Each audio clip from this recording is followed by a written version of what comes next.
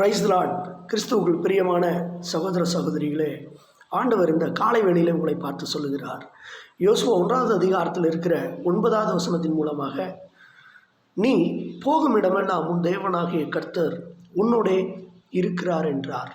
பிரியமானவர்களே, நீங்கள் போகும் இடமெல்லாம் உன் தேவனாகிய கர்த்தர் உன்னோடு இருக்கிறார் என்று சொல்லப்பட்டிருக்கிறது.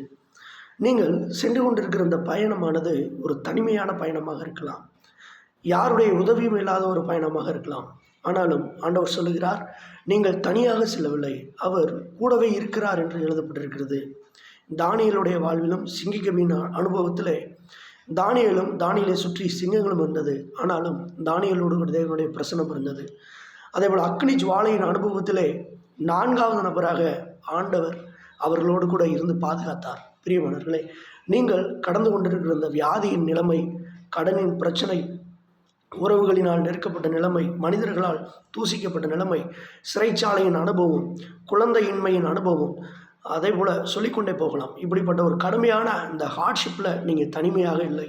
ஏன்னால் தேவன் வார்த்தையை கொடுத்திருக்கிறார், நீ போகும் இடமெல்லாம், நீங்கள் எந்தெந்த இடத்துக்கு போகிறீங்களோ எல்லா இடத்துலையும் அவர் கூட இருக்கிறார். நீங்கள் தனிமை இல்லை. நீங்கள் அட்டன் பண்ணக்கூடிய இன்டர்வியூவில் தேவன் கூட இருந்து உங்களுக்கு வாய்க்க செய்வார். நீங்கள் படிக்கிற இடத்துல நீங்கள் தனிமை இல்லை. ஹாஸ்டலில் தங்கியிருந்தாலும் கர்த்தர் உங்களோடு இருந்து உங்களுக்கு நல்ல ஞானத்தை கொடுப்பார். நீங்கள் உங்கள் பிள்ளைகளை விட்டுட்டு, மனைவியை விட்டுட்டு ஒருவேளை ஃபாரினில் இருந்தாலும் கர்த்தர் உங்கள் கூட இருக்கிறார். உங்களது வேலையை ஆசீர்வதிப்பார், உங்களை பாதுகாப்பார், திருப்பி உங்களை பத்திரமா கூட்டிகிட்டு வருவார். நீங்கள் ஒருவேளை உங்கள் கணவன் பிள்ளைகளை விட்டுட்டு ஒரு இடத்துல ஒர்க் பண்ணலாம், கர்த்தர் உங்களோடு கூட இருக்கிறார். எனக்கு அருமையான தேவ ஜனங்களே, நீங்கள் எதை குறித்தும் கலங்காமலும் திகையாமலும் இருங்கள். தேவனாகிய கர்த்தருடைய பிரசன்னம் உங்களை முன்னும் பின்னுமாக சென்று பாதுகாத்து, நீங்கள் எதை குறித்து பயந்தீர்களோ அந்த காரியம் உங்களுக்கு நடக்காதபடி உங்களை ஜெயமெடுக்க வைப்பார். இந்த வார்த்தையின்படியாக கர்த்தர் உங்களை ஆசீர்வதிப்பாராக.